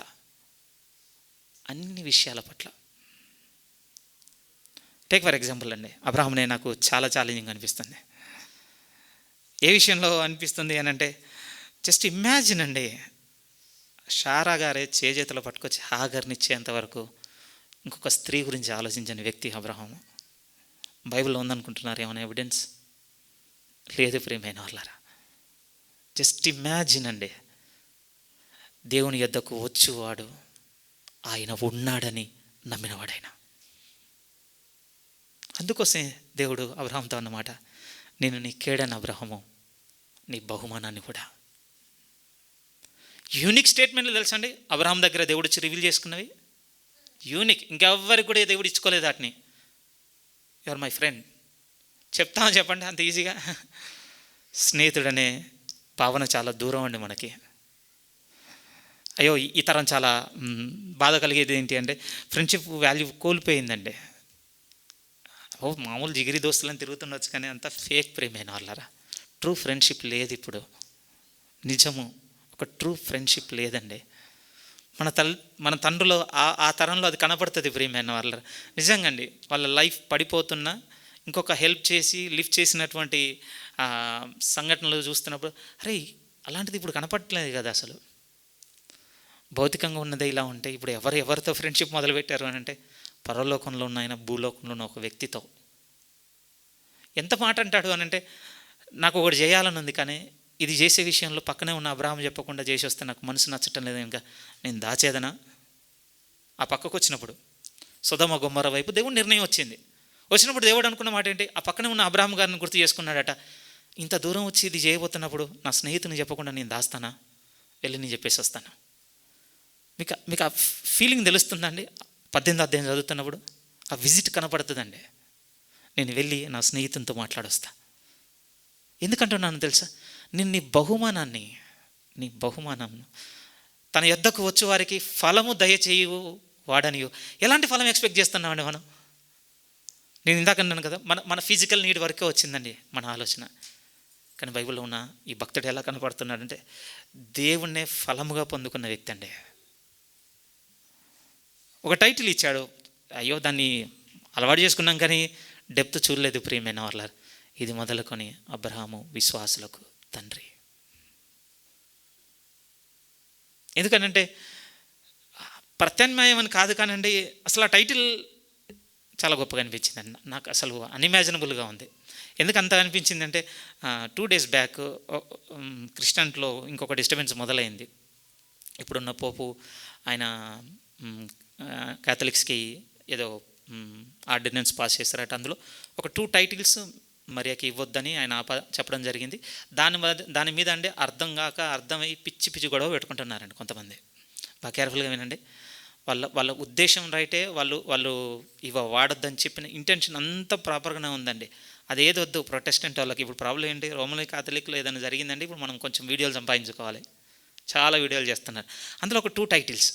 ఆ టైటిల్స్ వాటి ఉద్దేశాలు అవి పలానా సెంచరీలో ప్రారంభమైనవి. బట్ కాలక్రమేణా భాష వ్యవహారం మారిపోయి ఇప్పుడు వాటిని చాలా ముందుకు తీసుకెళ్ళిపోయారు. వాటి అర్థాలు మార్చేశారు. కనుక ఇంత డిస్టర్బెన్స్ అంతెందుకు, తల్లిగారికి ఇన్ని టైటిల్స్లో ఈ 2 లేకపోతే నష్టం ఏం లేదు. ఈ 2 ఇంత వివాదంగా ఉన్నప్పుడు ఈ వాడకండి అని పై స్థాయి నుంచి వాళ్ళకు వచ్చేసే ఆర్డర్స్ వెరీ క్లియర్. నేను అప్పుడు ఆలోచిస్తున్నాను, అరే ఒక మనిషి ఎడలా ఇంకొక మనిషి ఇచ్చిన టైటిల్స్ గురించి ఇంత ఆలోచిస్తున్నానంటే బైబిల్లో దేవుడే సాక్షాత్తు కొంతమందికి కొన్ని టైటిల్స్ ఇచ్చి వెళ్ళిపోయాడు. అసలు జస్ట్ ఇమాజిన్ అండి, పరలోకంలో ఉన్న దేవుడు అబ్రహాముని పిలిచి అంటున్నమాట, అబ్రహాము విశ్వాసులకు తండ్రి నుంచండి. ఇక బహుమానం అండి దేవుడు. ఇప్పుడు ఆలోచిద్దాం ప్రియమైన వాళ్ళారా, ఇలాంటి దేవుడు దొరుకుతున్నాడా మనకి? ఎంత దగ్గర అవుతున్నాం మనం? హెబ్రీయులకు రాసిన పత్రిక 11వ అధ్యాయం. హెబ్రీయులకు రాసిన పత్రిక 11వ అధ్యాయం. చిన్న వాక్యమే కానీ మనసుతో పట్టుకోండి ప్రియమైన వాళ్ళారా, చాలా లోతున్న వాక్యము. 11వ అధ్యాయం 6 నుంచి, విశ్వాసము లేకుండా దేవునికి ఇష్టడై ఉండుట అసాధ్యము. మళ్ళీ కొద్దిసేపు ఆలోచించాల్సిన మాట. డే బై డే ఏమి ఇంప్రెస్ చేస్తాం చెప్పండి ఇలా ఉండి మనం దేవుణ్ణి? నాకు ప్రశ్న మీకు అర్థమవుతుందా? డే బై డే ఏం ఇంప్రెస్ చేయగలుగుతాం ఇలా ఉండి? విశ్వాసం లేకుండా ఉండి దేవుణ్ణి ఏం మెప్పించగలుగుతాం మనం? లేదు నాకు విశ్వాసం ఉందండి, ఎక్కడ చూడమంటారు? నా చర్చ్ నేను ఎంత సిన్సియర్గా వెళ్తానో మీరు చూడండి. నాకు ఏదైనా పని ఇస్తే నేను ఎలా చేస్తానో చూడండి.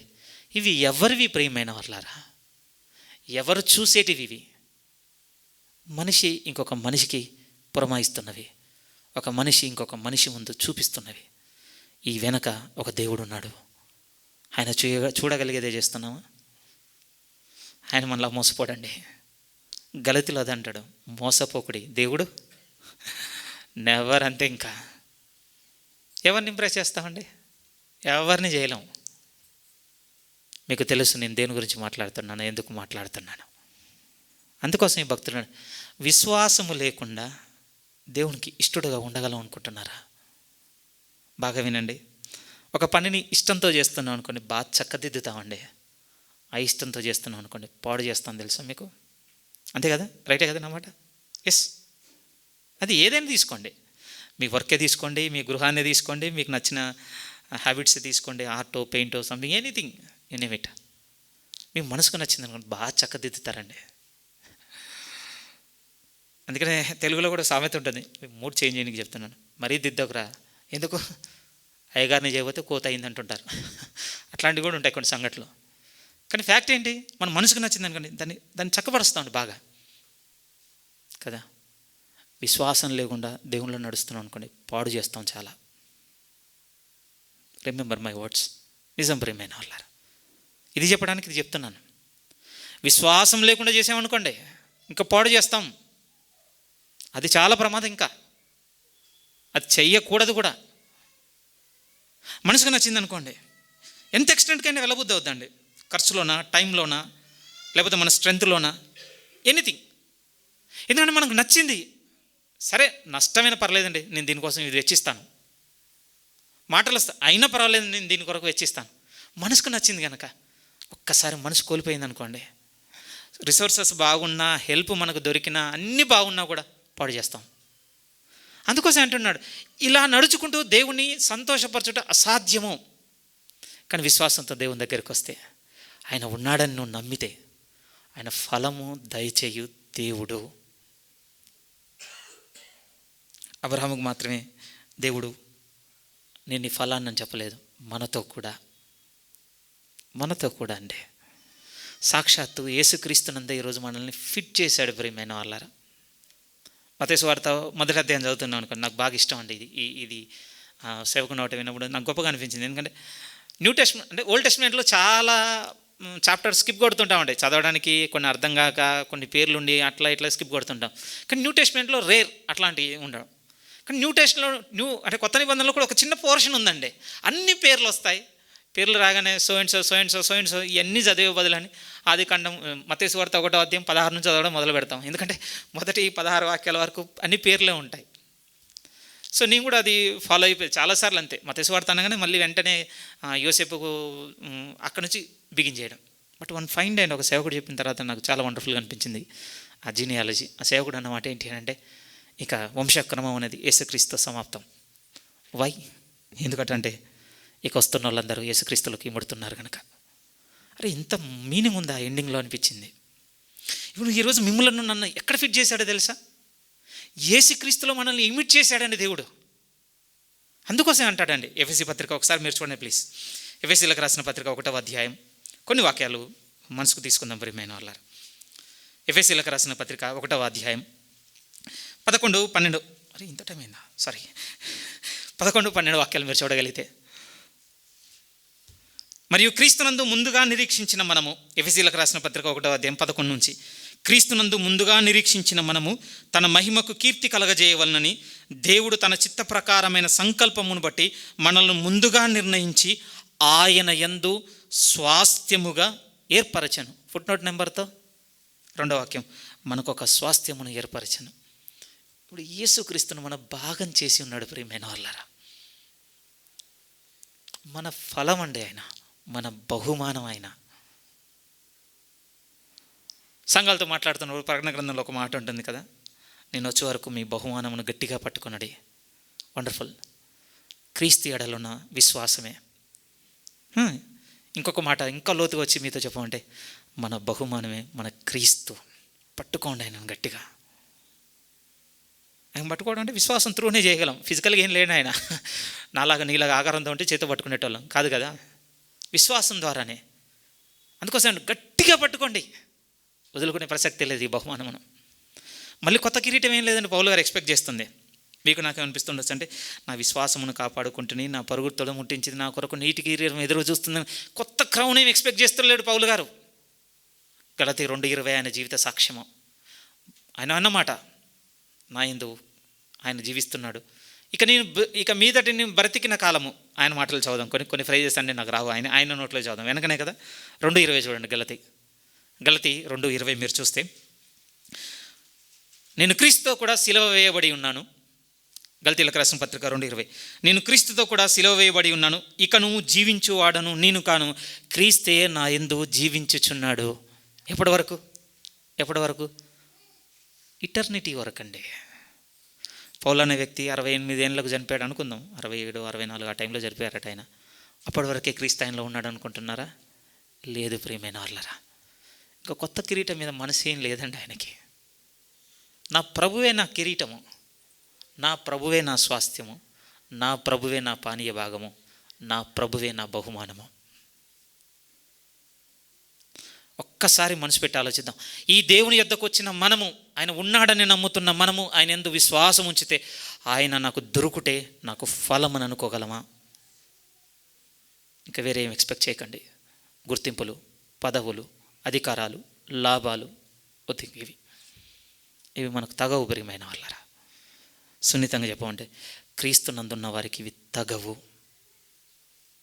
అలా లేరు మన ముందు నడిచిన వారి మార్గంలో, అలా అస్సలు లేరండి. కొలసీలకు రాసిన పత్రికలో ఒక మాట ఉంటుంది చూడండి.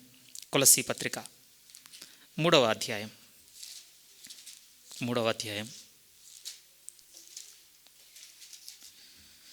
23-24 వాక్యాలు చదువుతున్నాను. కొలసీ పత్రిక 3వ అధ్యాయం 23-24 వాక్యాలు. ప్రభు వలన స్వాస్థ్యమును ప్రతిఫలముగా పొందుదుమని ఎరుగుదురు గనక మీరేమి చేసినను అది మనుష్యుల నిమిత్తము కాక ప్రభువు నిమిత్తమని మనస్ఫూర్తిగా చెయ్యండి.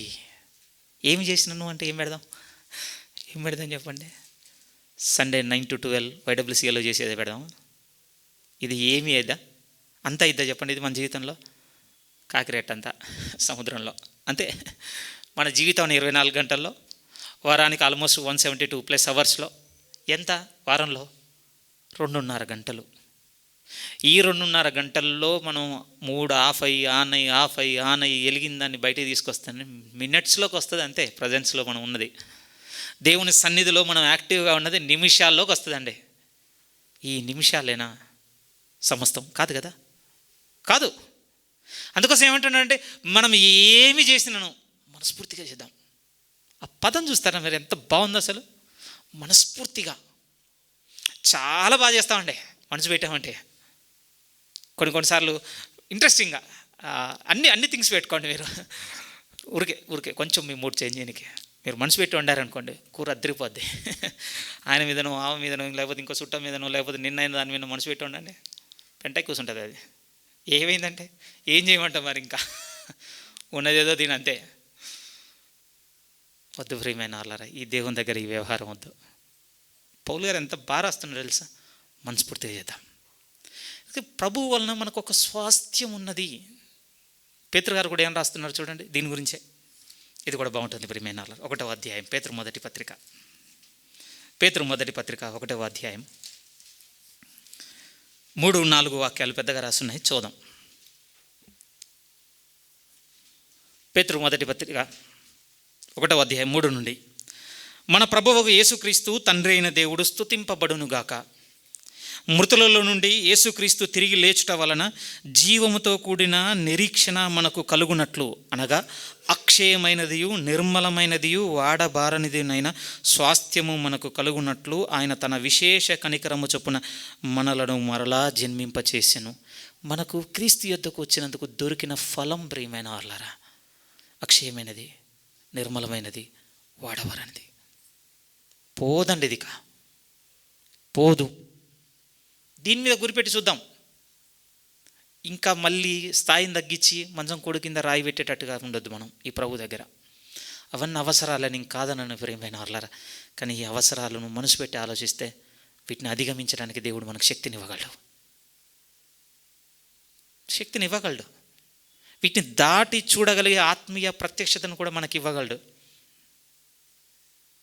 రీసెంట్ టైంలో ఒక సేవకుని గురించి నేను విన్నాను ప్రియమైన వాళ్ళారా.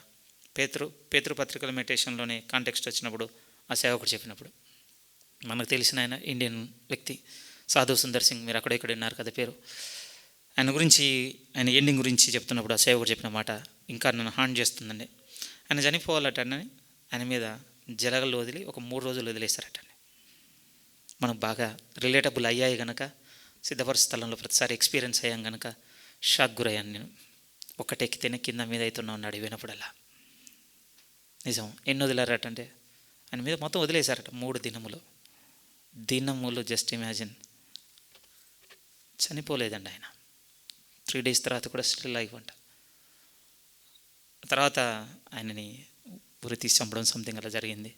కానీ ఆ కాంటెక్స్ట్ చెప్తున్నప్పుడు ఇంత నేను బాధ పెట్టినాక కూడా నువ్వు ఎట్లా నవ్వుతున్నావు? నిజంగా ఆయన మొహంలో నవ్వు చెదరలేదటండి. అప్పుడు చెప్పిన మాట ఆయన ఒకటే, నాకు భౌతికంగా ఏదో ఉందని కాదు, నా సమస్త సమాధానం నాకు, నాలో ఉన్న ఈ ధైర్యం నాకు నా ప్రభు కారణం. అనుభవం లేనోని కనుక ఇంత వీక్గా చెప్తున్నాను మీకు ఆయన గురించి. 1 డెఫినెట్గా మాట్లాడతానండి. అందుకని చెప్తున్నాను కదా, కొన్ని వారాలుగా సాగుతున్నాను కొంతమంది మీద. నిజమండి, వాళ్ళు నమ్మిన ఆ దేవుని తీసుకొచ్చి కింద పెట్టిన వాళ్ళు కాదు. ఈ కిందివి ఇక్కడే వదిలేసుకొని పెద్ద ప్రత్యక్షత ముందు జీవితంలో చూసిన వాళ్ళంతా. దేవుని యొద్దకు వచ్చువారుగానే ఉన్నామా? క్వశ్చన్ ఈరోజు. వచ్చువారుగానే ఉన్నామా? పేతురు గారు కూడా అంటున్నారు, ఆయన మనకు ఇవ్వబోతున్న స్వాస్థ్యం ఎలాంటిదో తెలుసా? మ్యాచ్లెస్. ఈ భూమి మీద ఏది కూడా సరి చెప్పలేను నేను వాటితో. యోహాను గారు కూడా ఒక మాట అంటారు, చూద్దాం. యోహాను రెండవ పత్రిక ఒకే ఒక అధ్యాయం ఉన్నది.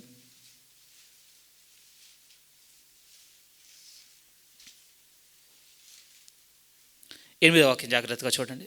8.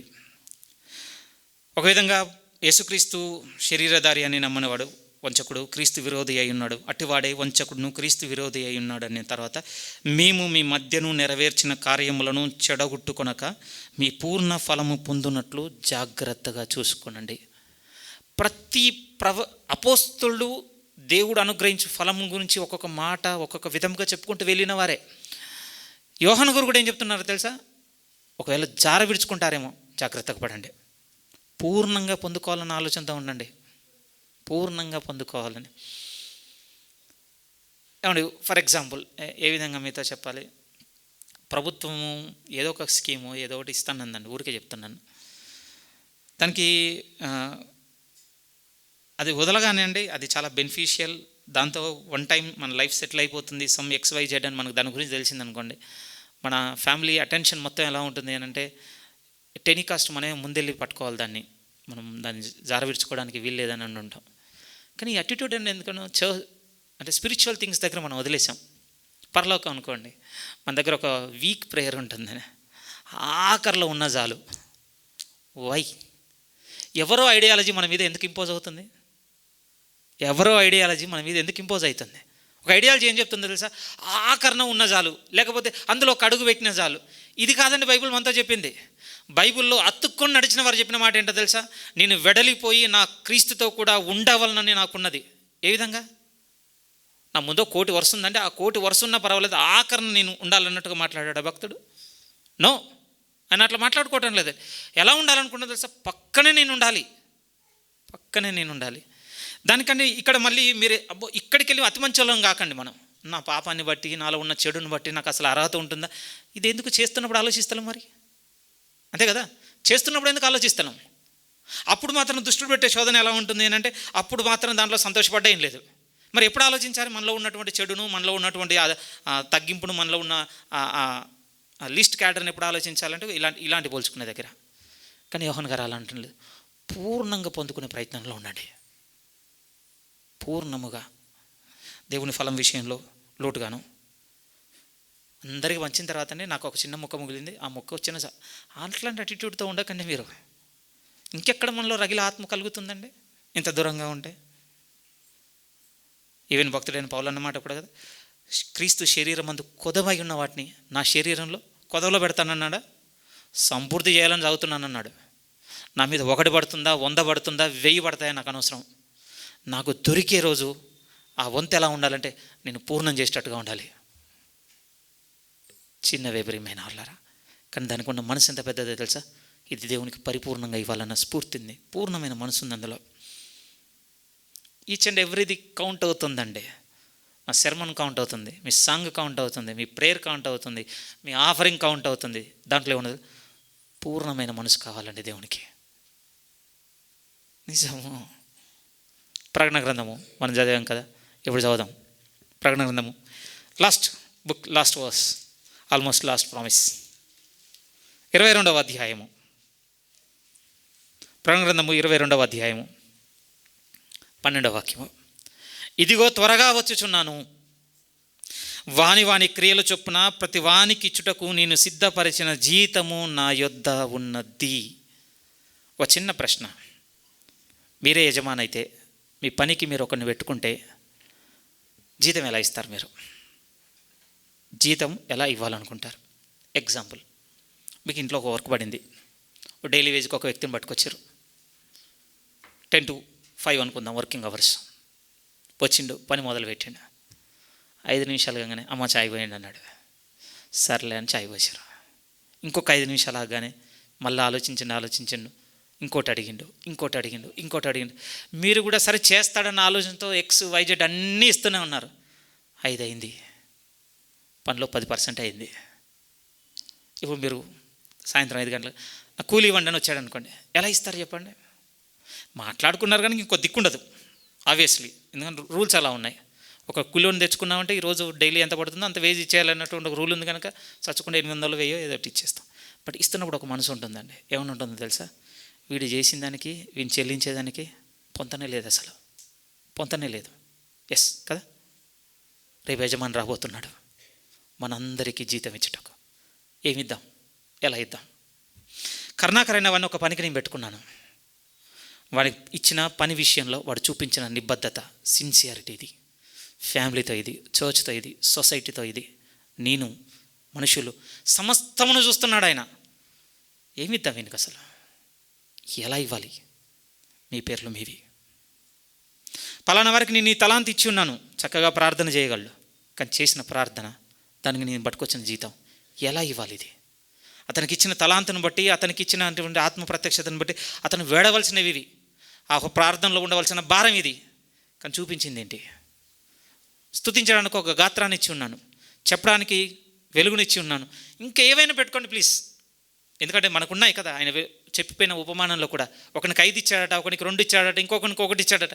సరే అవి ఏంటి అని నేను చెప్పడం లేదు, కానీ ఒక్కొక్కరికి ఒక్కొక్క పరిధిలో ఇచ్చి ఉన్నాడు. రేపు వస్తున్నాడండి వాటిని పట్టుకొని మనము ఆయనను వెంబడించిన మన విధానమునకు ప్రతిఫలముగా ఫలం ఇవ్వడానికి వస్తున్నాడు. ఏమి ఇవ్వాలి? బట్ ఒక రైట్ది ఇవ్వగలడు. ఎప్పుడో తెలుసా? విశ్వాసంతో దేవుని వెంబడిస్తే, ఆయన సంతోషపెడితే, ఆయన యొద్దకు వచ్చినందుకు ఆయన ఉన్నాడని నమ్మి ఆయన ఫలముగా పొందుకొని, ఇప్పటివరకు మనం మాట్లాడుకున్నాం, మనసుతో కనుక ఈ ప్రభులో సాగితే రేపు పూర్ణమైన ఆనందంతో ఆ యజమాని మనకు జీతాన్ని ఇస్తాడు. నిజం అండి. అదర్వైజ్ భూమి మీద ఒక రూల్ ఉందండి. ఆ రూల్ ప్రకారం పని పెద్దగా చేసినా, మొత్తం చేసినా, చేయకపోయినా డే మొత్తం ఫుల్ పే ఇవ్వాలి కనుక రేపు నువ్వు కూడా నాకు మొత్తం ఫుల్ పే ఇవ్వాలి, నా దగ్గర ఇలా ఉందని ఆయన ముందు పెడదాం అనుకుంటున్నారా? ఎవరికి ముందు వర్తించేలా అండి ఇది? చెప్పండి మీరు, ఎవరికి వర్తించేలా? ఆయన రాజు అంతే. ఇంకా ఆయనకు ఆలోచన చెప్పేటోడు ఎవడండి? ఇదే ఇలా చేశావు, ఇది ఎందుకు చేయలేదు, అదెందుకు చేయలేదని రేపు ఎవడని చెప్పగలమా మనం? నెవ్వర్. అలానే ఆయన అన్యాయం చేయుట అసంభవం అంతే. ఇంకా ఒక న్యాయవంతుడైన దేవుడు న్యాయం జరిగించుటకు, రేపు మనకు ప్రతిఫలం ఇచ్చుటకు వస్తున్నాడు. ఏ జీతపు వ్యవహారమును ఆయన ముందు పెడదాం మనం.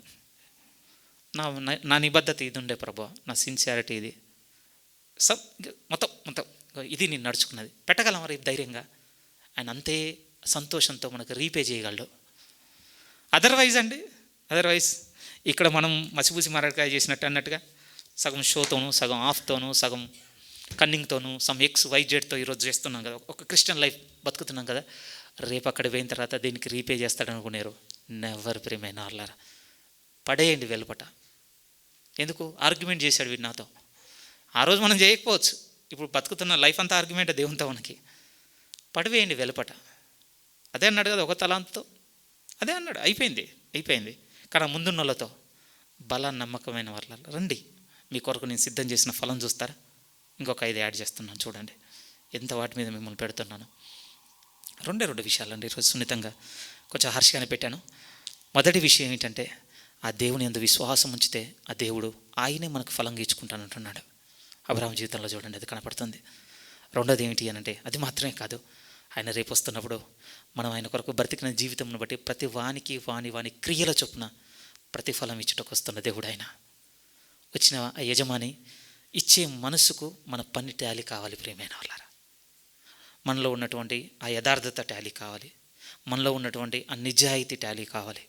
ఎస్, అప్పుడు సంతోషంతో బల అంటాడు. టాలీ అవ్వలేదనుకోండి, అయిపోయింది అంతే. నేను మిమ్మల్ని ఎరగను పొండి, ఇంకా అయిపోయింది. సరే, అంత శాపపు వచనాన్ని మనం మోయలేం, కానీ ఆశీర్వాదాన్ని మోద్దాం. ఎప్పటివరకు తెలుసా? పూర్ణంగా నమ్ముదాం ఆయనని. ఆయన ఫలము దయచేయి దేవుడని పరిపూర్ణంగా నమ్ముదాం. హాఫ్ హార్టెడ్తో కాదు, ఈ వేషధారణతో కాదు. వదులుదాం ప్రియమైన వాళ్ళ. ప్రధానికి వ్యవధి ఉన్నది.